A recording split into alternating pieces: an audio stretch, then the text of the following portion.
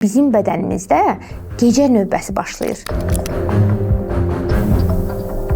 Gecə başlayan bərpa sisteminin start düyməsidir.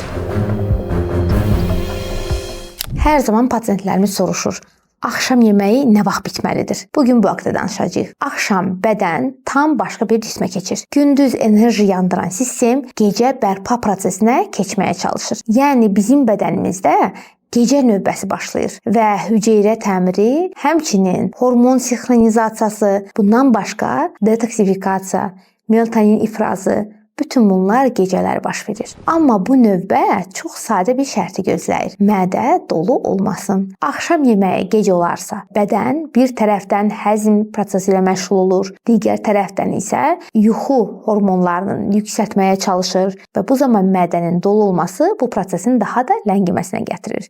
Nəticə olaraq yuxuya gedə bilmirik, daha gec yatırıq, yuxumuzun keyfiyyəti aşağı düşməyə başlayır, səhərlər yorğun oluruq, qanda şəkər dalğalanmasına rastlaşırıq, qarında piy toplanmağa başlayır və ona görə də ideal vaxt nə vaxtdır?